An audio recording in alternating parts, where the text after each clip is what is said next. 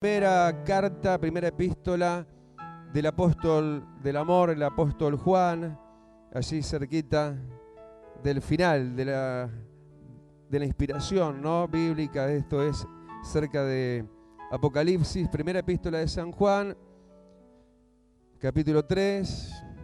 Vamos a leer a partir del versículo 5 y hasta el 9. Me recuerda esto un poquito la semana pasada, el jueves pasado, que justamente estuvimos por estos pasajes, ¿no? Pero en el capítulo 4 de esta epístola, de esta carta, también para nosotros, carta de amor, de salvación y de consejo bíblico, sano, de vida y para vida. Recibílo hoy así, como de parte de Dios que viene. Primera epístola de San Juan, capítulo 3, para estar leyendo desde el versículo 5 hasta el 9. Señor, te pedimos que nos hables. Señor, que te dejes estar entre nosotros como poderoso gigante, más y más. Hacete visible ante los ojos de nuestra fe. Si a alguien, Señor, le falta fe, aumenta la fe en los corazones, Señor, y guíanos directo a ti, porque tú eres pan de vida y queremos comer de tu bien, Señor. Tu palabra es el bien que nutre nuestras almas. En medio de la ardiente necesidad es mayor tu gloria y tu favor. Señor, que hoy baje sobre este lugar el favor, Señor, los prodigios, las señales y el obrar sobrenatural y milagroso de tu Espíritu Santo, Señor, a quien queremos y pedimos e imploramos e invocamos en este lugar, y como aquí a la distancia, Señor, a través de los medios, para que tu salvación corra y tu palabra sea glorificada. En el nombre de Jesús. Amén. Y todos digamos amén. Aleluya. Bueno, primera epístola de San Juan, capítulo 3, versículo 5 en adelante. Y lo leemos, y así dice: en el nombre del Padre y del Hijo y con la comunión del Espíritu Santo. Dice: y sabéis que Él apareció para quitar nuestros pecados, y no hay pecado en Él. Todo aquel que permanece en Él no peca. Todo aquel que peca no le ha visto, ni le ha conocido. Hijitos, nadie os engañe. El que hace justicia es justo como Él es justo. El que practica el pecado es del diablo, porque el diablo peca desde el principio. Para esto apareció el Hijo de Dios, para deshacer las obras del diablo. Todo aquel que es nacido de Dios no practica el pecado, porque la simiente de Dios permanece en él, y no puede pecar, porque es nacido de Dios. Señor, gracias por esta palabra. Añádete y añádenos, Señor, de tu bendición, en el nombre de Jesús. Amén y amén. Gloria a Dios. Tomen asiento, hermanos. Y como siempre hacemos, ¿no?, y esto lo entendemos de parte de Dios en días como el de hoy, ¿no?, de lluvia y de otras cosas por ahí a nivel mundial, ¿sí? Felicitar, y felicitamos a los fervientes, ¿sí?, a los amados y esforzados que, a pesar de todo, más allá de lo que se pueda mencionar así en estas breves palabras, están acá.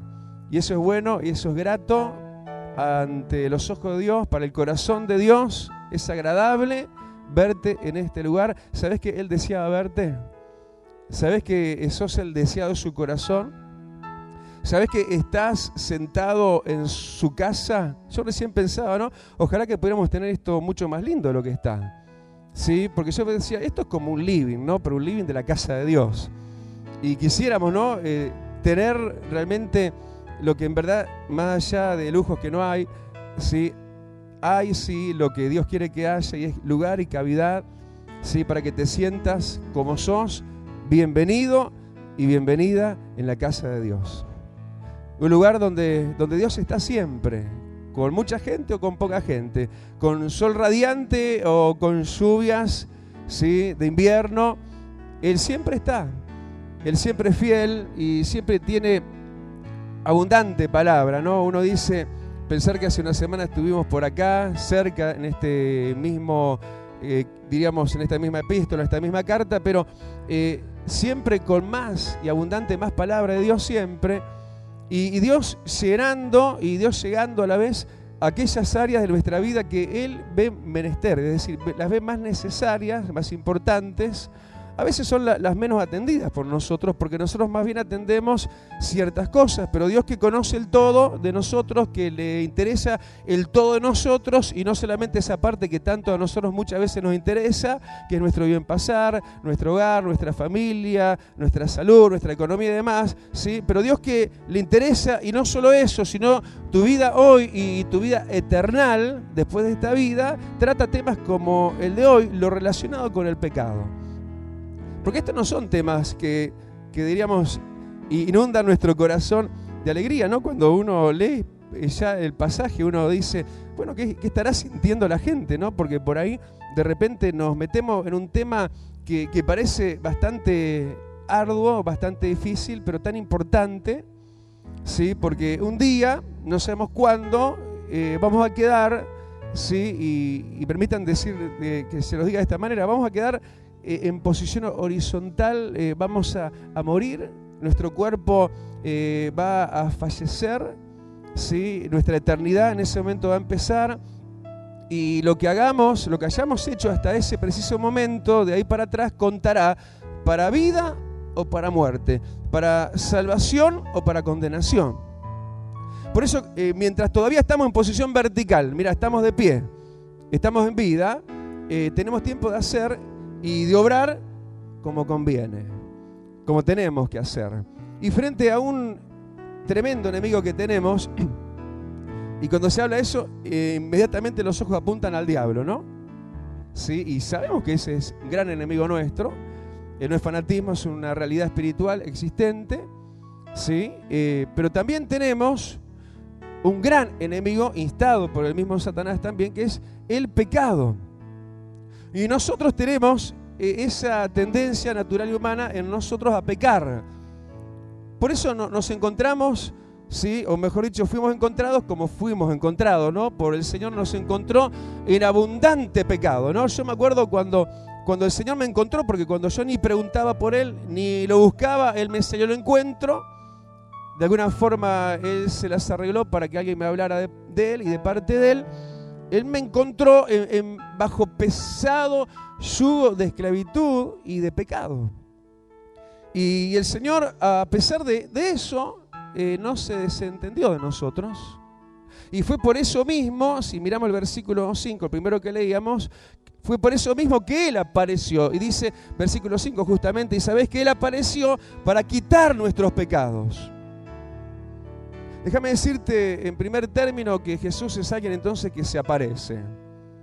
Decirle que tengas más cerca, hoy se te quiere revelar Jesús. Decirle, hoy se te quiere aparecer Jesús. Sí, porque dice que Él apareció. Y algunos dicen, pero yo no lo veo, pero se te aparece. En revelación espiritual, a tu alma, yo nunca lo vi, pero se me apareció. Y dice que Él apareció, y Él es un ser que se da a conocer hoy día también. Y dice que Él apareció en aquel entonces, cuando vino a morir en la cruz del Calvario.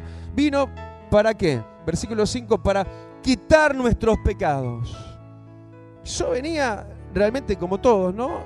Bajo realmente una gran y pesadísima carga de una montonera enorme de pecados, pero si bien eso me llevaba directamente a la eterna condenación, al hoyo eterno del cual no se puede salir, al infierno, Él en su tan grande amor, como te digo, se apareció en ese caso también a mi vida, para que literalmente también para esto, porque Él es un Dios no de simbolismo nada más, Él es un Dios literal y que cumple literalmente también lo que sigue, versículo 5, y Él apareció y hoy sigue apareciendo para quitar los pecados.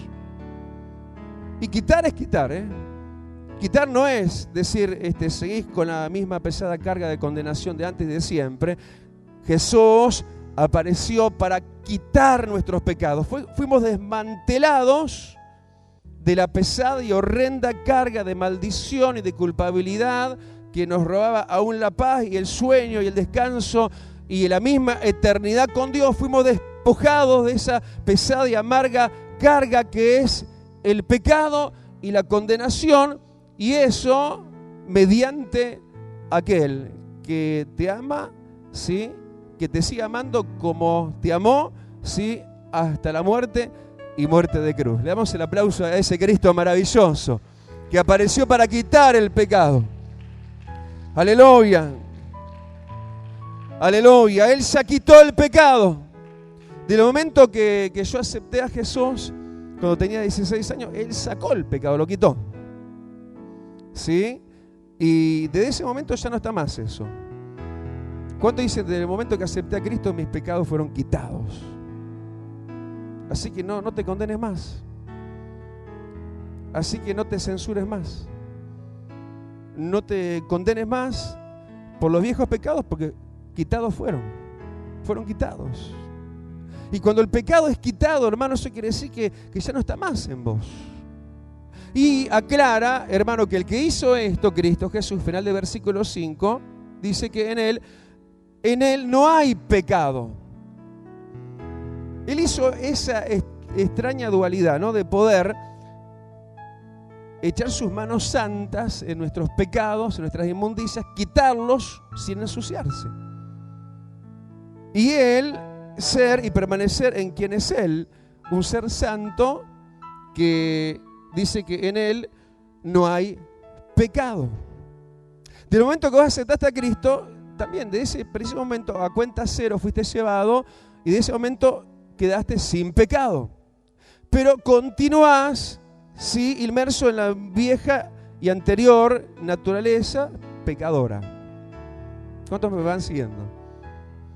Entonces, si de ese acto glorioso de santificación, de limpieza para salvación, mediante el arrepentimiento y la fe en Cristo, recibís a Jesús en tu corazón, tus pecados por Él son quitados, desde ese momento que quedas a cuenta cero, vos a partir de ese momento tenés que mantenerte en salvación, mantenerte en santidad.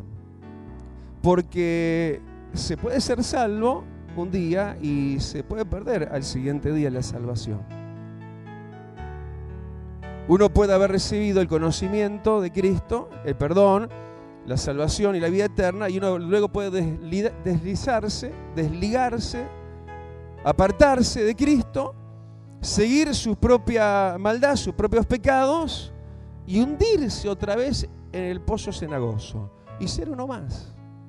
Y cuando pierdas verticalidad y caigas en horizontalidad, es decir, cuando te mueras, irte como el que más a la eterna condenación, pero eso no es lo que Dios quiere. Y para eso hay solución, claro que hay solución.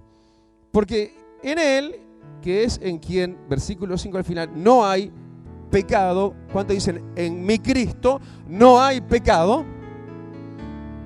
Él dice que siendo quien es en naturaleza, entonces alguien sin pecado, dice ahora hacia nosotros, versículo 6, todo aquel que permanece en Él no peca. Es decir, cuando vos te metés con Cristo, como hoy te metiste y viniste, y te estás metiendo en esta un poco intrínseca palabra de decir, esto hay que seguirlo para no perderse lo que se me está hablando, tengo que prestar atención sin distraerme. Si vos te metés en Cristo, viniendo a la iglesia, te metés en Cristo orando, metiéndote no solamente a balbucear palabras de mera oración, sino a buscarlo y a encontrarlo, porque te podés encontrar, y aparte ya dijimos, ese te aparece de alguna forma revelada a tu espíritu, a través de su Espíritu Santo, y lográs entonces estar en Él y permanecer en Él. Entonces es de Él que vas a tomar una fuerza nueva para no pecar, para no ser guiado por tu vieja y anterior naturaleza y perder lo que un día hizo Cristo por tu vida. Todo aquel que permanece en Él, dice, todo aquel que permanece en Él no peca. Pastor, ¿se puede contra el pecado? ¿Se puede contra la tentación? ¿Se puede contra la carnalidad? ¿Se puede contra el materialismo? ¿Contra el consumismo? Se puede, pero en